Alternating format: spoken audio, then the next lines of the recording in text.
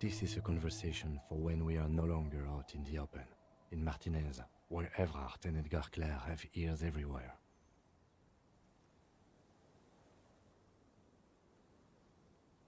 And eyes, too.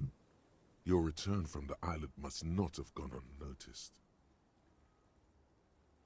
Understood, of course. But a case against Everard would be big. I would prefer not to partake in anything Union-related, for political neutrality. How? It seems to be ongoing. I see red banners on the gates. He didn't quite solve it. He cross-pollinated information between the company rep and Evrart, until the rep came to see that the Union desires war, at which point Mrs. Messier decided to... What? Hand clear the terminal?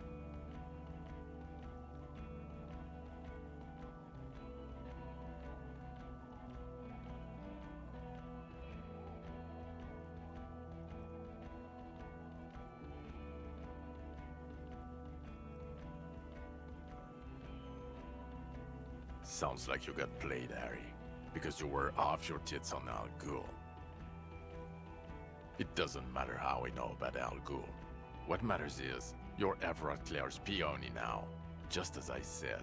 He's a mob boss, did you know? Is that why you want us to investigate the assassination of the previous Union head thing? To get off Everard's hook? No, it's nothing like that. He was reckless with information, but ethical. We don't owe anyone anything. This allowed us to stabilize things in Martinez. God, calm down, Jean. Silence. Good. The man doesn't know what to say. Yes, yes. Fallen through a gap in a boardwalk. Drunk. The body was transported to Precinct 41, our morgue. I had Tilbrook and Mullins take care of funeral arrangements and family stuff. You're not the only cop in the world, Harry. This all comes back to us. Still, good work with the missing person, Detective. I don't know what a doomed commercial area is. Why? That's not what you were There was a fridge we needed and a possible witness. He was just chasing a lead and ended up advising a local shopkeeper. It was okay. Of course. Call it community outreach, right? Dodged the bullet there. For a moment it seemed like you were just wasting time. Who's Kuno? You don't want to know. You're right, Lieutenant. I don't. You snorted the drugs, I know you did. It's alright. I'm in. At this point, anything is but the drink.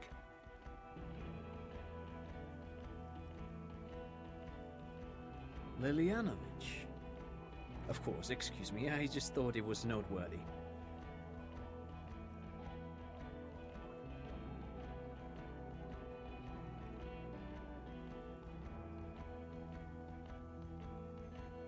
No, detective.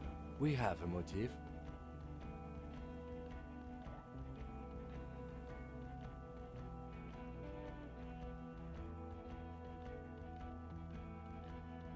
Jealousy.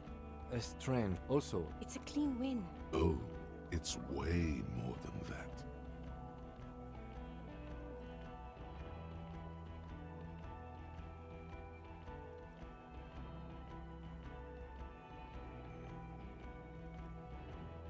I've never doubted you can pull yourself together and work. In bouts. Bouts don't last. I can still smell the booze on the wind.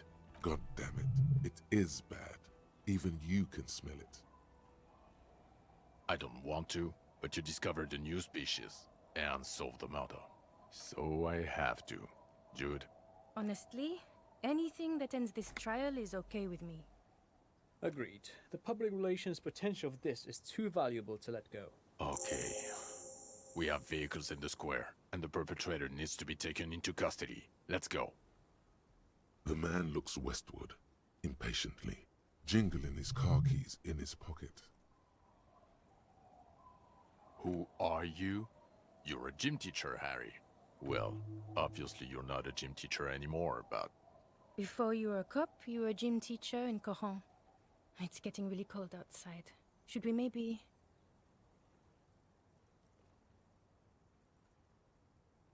Harry, it explains everything. The running around, the jumping, the bicep girth. Your inexplicable facial hair. Your moves on the church floor, which honestly were just jump aerobics. Your use of the word graffito. Also, this guy.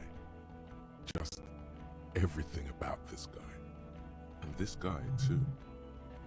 God, even this javelin throwing freak here. Of course. Contact Mike. He's been on about Mike again.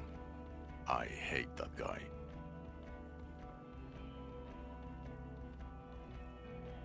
Oh, you don't say. Does he also fault an impassable gulf of finance and privilege? It is getting cold out. In your 20s or late 20s, you've really let yourself go since then. Yes, you taught gym in school. I believe that's the term. Taught gym at a high school. You were a high school gym teacher. The smell of sweat and glue. The worn floorboards. Kuro is just east of Jamrock. It was a short walk every morning to the baseball field or the sports building. High school. Harry, your goings-on with Kuno, Andre, Assel, the whole thing on the ice. That's why you are so juvie. His smirk suggests barely contained laughter. The regular. You found some chick. She inspired you to fight the big fight. Be more than you are. All that. You, every morning, walking from Voyager Road to teach gym. She, leaving for the academy with her spring coat on. The air filled with the smell of smoke and raspberries and incredible hope. An ocean full of hope. I knew it. I knew no normal human being can run like that. He's an honest-to-God gym teacher.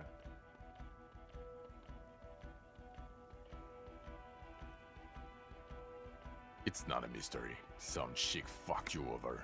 Also, you were drunk. You really went with it too.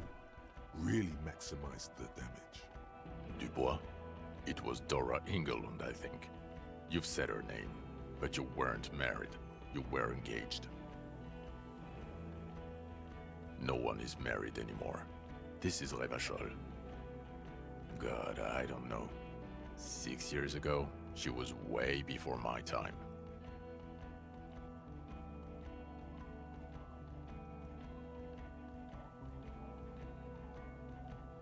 Yeah, or 7. You're not doing too good there. It's an old man thing. 2 old years equals 1 normal year. That and Dora Engelund really tore you a new one. A big one. Incredibly bangable.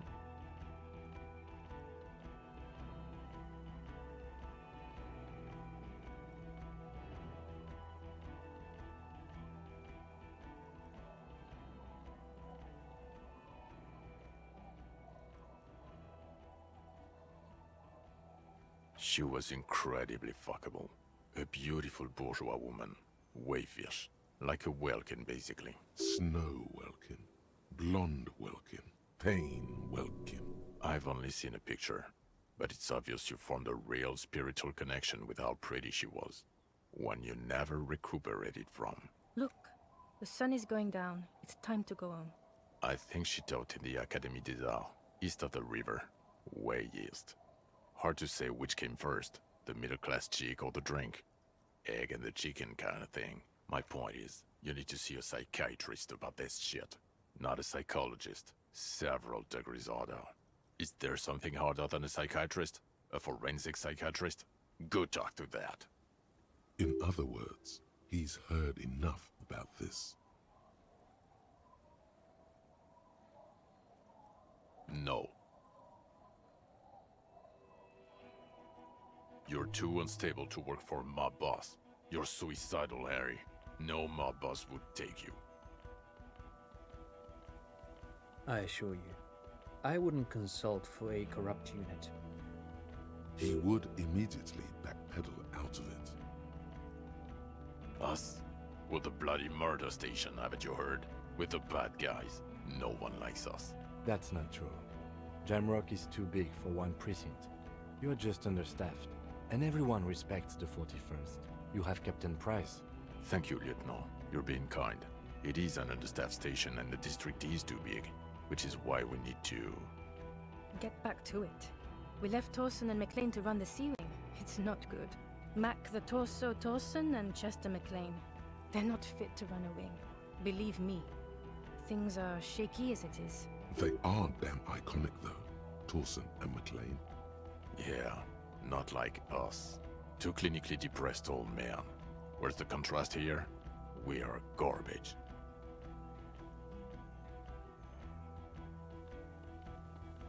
God. There are 4 wings, Harry. A, B, C, and D. We're in C. It's made of losers and clock punchers. You and I reconceptualized it as a task force. It was a mistake. There's also a lot of outside help involved, not only me. Other losers too. Ptolemy Price? He's the son of the old Price, one of the founders of the RCM. He's one of the most highly regarded men in the force. You're lucky. Somewhere under the curved roof of a former silk factory, shaped like a ladybird with 2 chimneys, Police Captain Ptolemy Price sits behind a heavy wooden desk. Resident medic Nix Gottlieb pours him coffee. It's silent in the captain's office. They speak of change, the city, the tension on the streets. They speak of the events of April and the blood on the streets in May. So he remembers that. Yes, there may have been a raid on some churches. It wasn't good press. Shooting up churches never is. I was out of town, to be clear. Our enemies were hiding in a church, to the best of our information. That's it. I'm not talking about this anymore. Your security clearance is shit tier right now. You have to wait for it to go up. Your clearance will not go up while you're within earshot of the Union headquarters. Okay, it's not the bloody murder station. It's an old converted silk mill with green desk lamps and a coffee corner. A lot of good people work there, hard, every day. Jamrock is the largest ghetto in Rivershoal. Faubourg, technically, but it's divided into 11 districts. Jamrock only has us. The press will blow over. Jamrock is lucky to have you, and it's often considered to be the greatest of the districts. You're lucky to have it. Thank you again, Lieutenant. Who is... She lives at 1113 Tabernacle Road in Jamrock, remember? Tabernacle? It's on the way over. Near where you live on Perdition. Fine, if we're gonna drop you off anyway. She and her husband were conducting the search for the Phasmid. It's their discovery, in part. They should know as soon as possible. It would do you good to deliver some positive news for a change. Watch out, or she'll faint. Well, first I will go back to my station and write the most detailed report anyone has ever seen. It will have to be good to cover all these. Then I will have a serious talk with my captain. Detective, we just stopped a small-scale war. Something is happening to Revachol. I don't know what yet, but it's going to be a hard spring for the RCM. We need to get ready, infiltrate, investigate. Talk to Captain Price? I'd rather not ruffle the feathers of 2 captains with my doom-mongering. Work with Price? I'm flattered, but I don't know if I... Would fit him. Am crazy enough. Can take the stress. He doesn't know how to finish the sentence. This truly came as a surprise to him. Not a bad one, but he's at a loss. Flattered? You're Lieutenant Kitsuragi. We would be flattered if you even considered. I would have to tie things up in GRIH first. But, I mean, whatever is coming, Jamrock will be more central to it than the harbor. And we also have a huge caseload, Lieutenant. Piles that we need to get back to. Mountains, even. I do like the sound of that.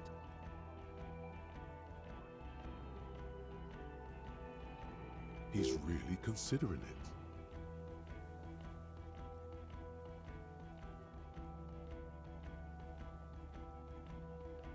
Good. Fuck it, let's go. Tron brought his motor carriage. It's a 20-minute drive to Jamrock. Under the evening sky, the great district turns on its lights. A chessboard of wooden houses, 80,000 living souls inside.